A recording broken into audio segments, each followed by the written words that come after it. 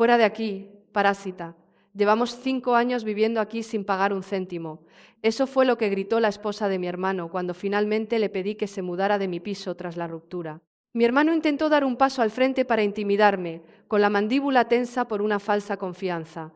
Pero ambos se congelaron cuando metí la mano en mi bolso y saqué el sobre. Mi nombre es Elena Ward. Tengo 29 años. Y si crees que sabes cómo termina esto, quédate conmigo. Dime, ¿cómo es que la familia se convierte en extraños que viven de ti como parásitos y aún así te miran a los ojos como si les debieras algo? El piso todavía olía ligeramente a lavanda, el aroma de mi madre, desde el día en que me entregó las llaves. Quédatelo, Elena, ahora es tuyo, empieza tu vida. Nunca imaginé que ese mismo lugar se convertiría en su reino libre de alquiler. Cuando mi hermano y su esposa perdieron sus trabajos, les abrí mi puerta. Se suponía que sería temporal, solo un par de meses, había dicho él. Pero pasaron los años, las facturas llegaban a mi nombre, las reparaciones salían de mi bolsillo y de alguna manera yo era la intrusa en mi propia casa. Ahora, mientras estaban de pie en mi salón, ella con mi vieja sudadera de la universidad y él apoyado en mi sofá, dejé el sobre en la mesa. Aviso de desahucio, dije en voz baja, 30 días. Ella abrió los ojos de par en par y luego los entrecerró. No te atreverías. Nos lo debes. ¿Deberos qué? Pregunté con voz firme, aunque mis manos temblaban detrás del bolso. ¿Mi paz? ¿Mi hogar? El rostro de mi hermano se puso rojo de rabia. No tienes corazón, Lena. Pero al mirar el reloj de la pared, el mismo que papá me regaló antes de morir, el segundero se congeló por un momento, brillando bajo la luz del sol como si estuviera de acuerdo conmigo. Y fue entonces cuando supe que esto era solo el comienzo. Porque el sobre de mi bolso no era el único que había preparado. El siguiente iba a terminar con todo lo que creían poseer. Mi hermano cerró la puerta de un portazo tan fuerte que el sonido hizo vibrar los marcos de las fotos. Una foto de nosotros cuando éramos niños, ambos sonriendo, cubiertos de arena en la playa de la Malvarrosa, quedó torcida en la pared. Me devolvía la mirada como el fantasma de quienes solíamos ser. No me había hablado en 3 días desde el aviso de desahucio, pero esta mañana su esposa me envió un mensaje de texto. Te arrepentirás de esto, Elena. Perderás más que un techo. Casi me río. ¿Perder qué? Ya había perdido el último lazo familiar en el que confiaba. El elemento simbólico que seguía llamándome la atención era el reloj.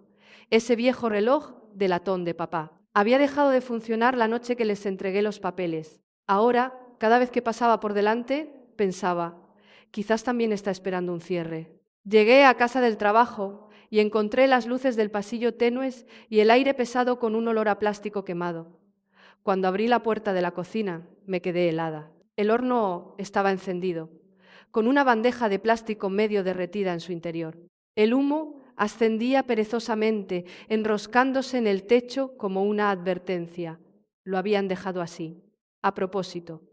Lo apagué todo y abrí las ventanas de par en par, con el corazón desbocado. Esa era su manera de decir que no se irían pacíficamente.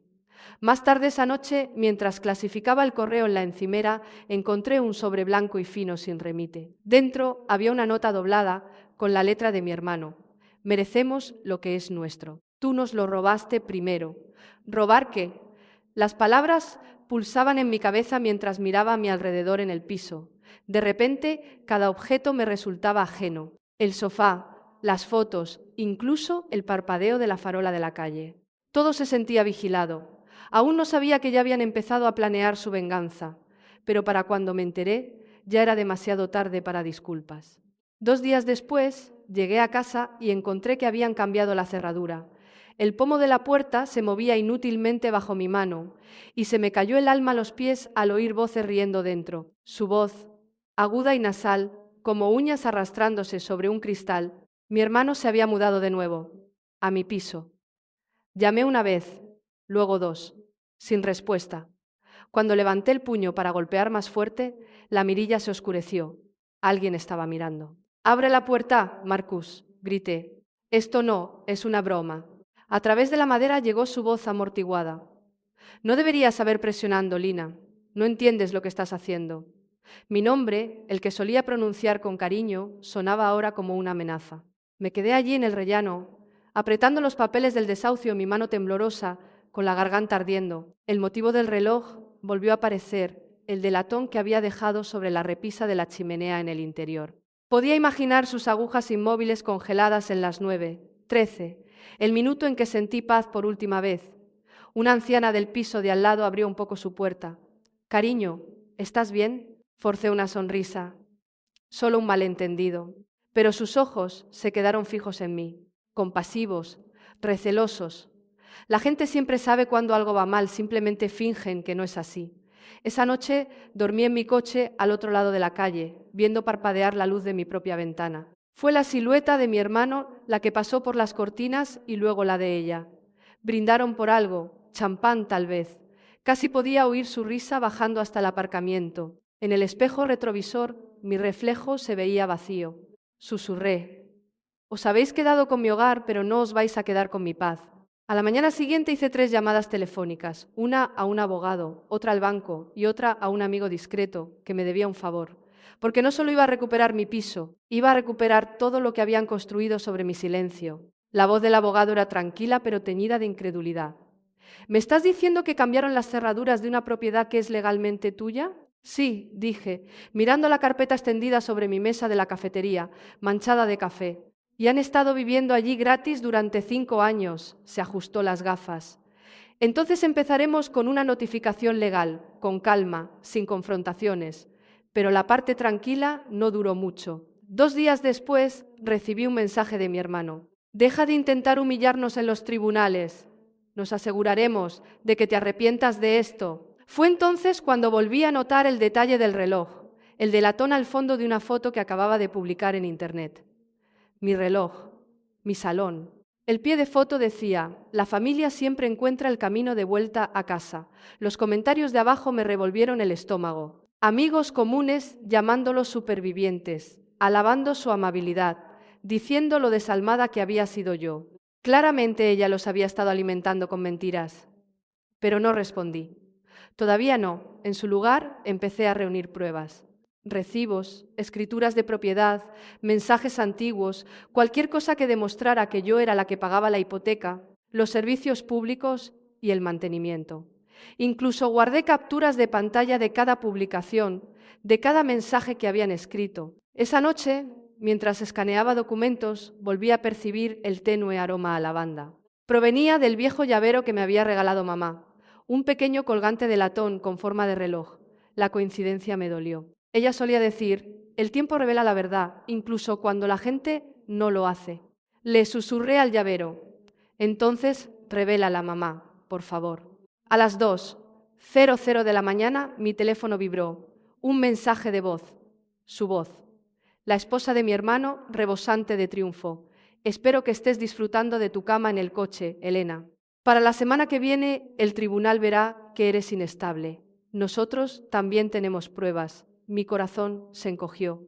¿Qué pruebas? Pero de lo que no se daba cuenta era de que yo ya había encontrado la primera grieta en su historia, y por la mañana la usaría para despedazar toda su mentira. A la mañana siguiente conduje hacia los juzgados con mi carpeta de pruebas apretada contra el pecho como una armadura. El aparcamiento brillaba por el calor y mi reflejo en la puerta de cristal parecía más firme de lo que me sentía. Dentro, mi abogado hojeó los papeles y asintió en silencio. «No pueden falsificar la propiedad. Tienes extractos bancarios, recibos de transferencias, la escritura a tu nombre. No tienen ninguna posibilidad». Quería creerle. Pero la traición no desaparece con el papeleo, permanece como el polvo en una foto que no puedes limpiar. Más tarde ese día volví al edificio. No entré, me quedé en la esquina de la calle. Desde el otro lado de la calzada vi a mi hermano subir la compra por las escaleras, tarareando como si todavía perteneciera a ese lugar. Su esposa se asomaba al balcón regando mi maceta. Fue entonces cuando volví a notar el elemento simbólico. El reloj de latón apoyado en el alféizar de la ventana, atrapando el sol, congelado en las 9:13, siempre las 9:13. Ni siquiera se habían molestado en esconderlo. Entonces llegó un detalle desgarrador, un sonido tan humano, tan pequeño, que me destrozó. El leve tintineo de una cuchara dentro de una de mis tazas. Mi taza favorita, de color azul claro y desportillada en el borde. Aquella que papá usaba para el chocolate caliente en las noches de invierno. Estaban bebiendo de ella. Me mordí el interior de la mejilla hasta que me supo a hierro. Esa noche me senté en mi coche a redactar un mensaje que lo cambiaría todo. Para todos los que se han estado preguntando qué está pasando realmente, aquí está la verdad. Adjunté capturas de pantalla de documentos legales, pruebas de propiedad y notas de voz de sus amenazas. Al amanecer, la publicación ya estaba en línea. Al principio, silencio. Luego llegó la ola. Cientos de comentarios. Viejos amigos etiquetando a mi hermano. Compañeros de trabajo enviando mensajes. Elena, no tenía ni idea. Al mediodía, él borró todas sus cuentas, pero el daño deja rastro. Capturas de pantalla, susurros, una historia que la gente ahora cuestionaba y yo aún no había terminado. La prueba final todavía estaba esperando dentro de ese piso, detrás del reloj de latón que se negaba a marchar. 2 noches más tarde, regresé. Esta vez no con ira, sino con determinación. El cielo estaba bajo y gris, de esos que crujen antes de la lluvia. Esperé hasta que las luces del pasillo se apagaron a medianoche. Luego deslicé la llave maestra en la cerradura. Giró fácilmente. Ni siquiera la habían cambiado de nuevo. Por dentro, el piso olía a perfume rancio y a comida para llevar barata. Mis plantas estaban marchitando y mis cuadros enmarcados habían sido reemplazados por las fotos de su boda. El pulso me golpeaba en la garganta. El reloj de latón seguía sobre la repisa de la chimenea. Las agujas congeladas brillaban en la oscuridad. Las 9, 13. Siempre las 9, 13. Lo levanté con cuidado. Pesaba más y estaba más frío de lo que recordaba, y oí que algo tintineaba en su interior.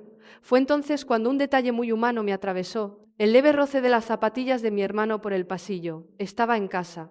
Me agaché detrás del sofá justo cuando se abría la puerta del dormitorio. La voz de su esposa flotó hacia afuera, adormilada. ¿Qué ha sido ese ruido? Probablemente las tuberías, murmuró él. Vuelve a dormir. Caminó arrastrando los pies hacia la cocina, se sirvió agua y luego regresó. El silencio se prolongó. Esperé, con la respiración superficial, contando los latidos de mi corazón. 1, 2, 3, antes de salir sigilosamente. En mi coche le di la vuelta al reloj y abrí la parte trasera a la fuerza. Dentro había unos papeles doblados, arrugados y amarillentos, una nota manuscrita de papá y el testamento real, firmado, notariado y sellado. Me temblaban las manos mientras lo leía. A mi hija, Elena.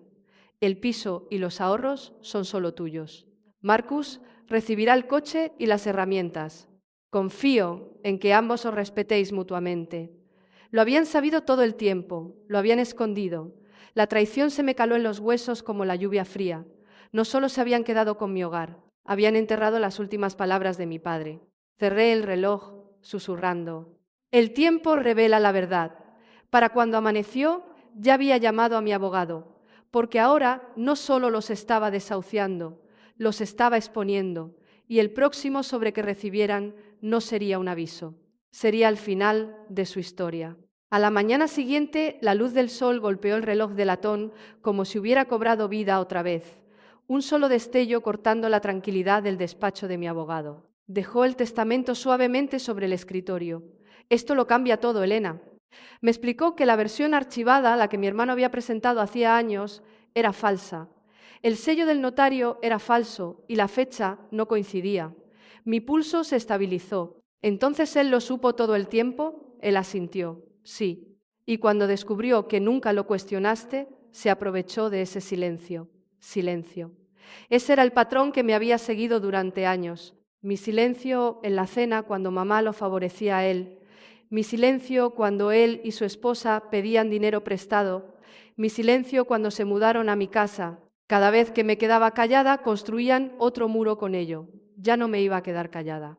Presentamos la demanda para restablecer el testamento auténtico y desahuciarlos formalmente por fraude. En cuestión de días, la noticia se difundió. Los compañeros de trabajo de mi hermano, sus amigos, incluso sus suegros empezaron a susurrar. Esa tarde me planté de nuevo frente al edificio, esta vez con la orden judicial en la mano, mi abogado a mi lado y un agente de policía en la puerta.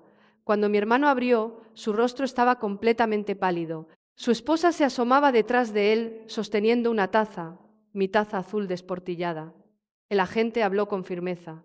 Deben desalojar la vivienda de inmediato. La propiedad pertenece a la señorita Ward. Ella tartamudeó.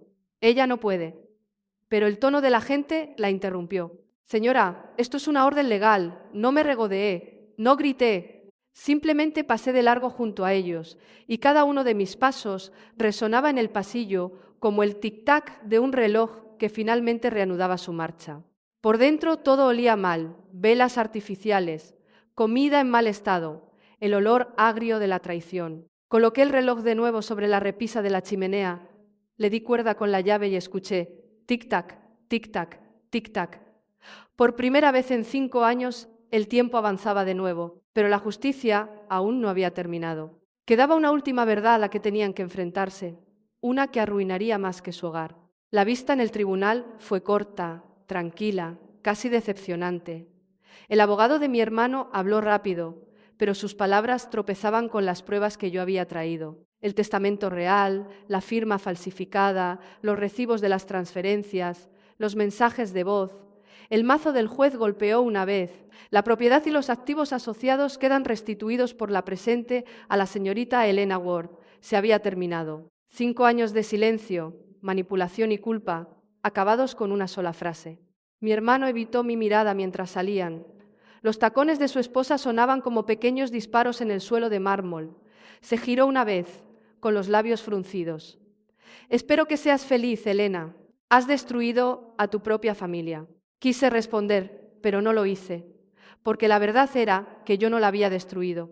Lo hicieron ellos en el momento en que eligieron la codicia en lugar del amor. Fuera de los juzgados, el aire olía a lluvia sobre metal. El reloj de latón que traía conmigo reflejaba el cielo gris, con las agujas moviéndose por fin.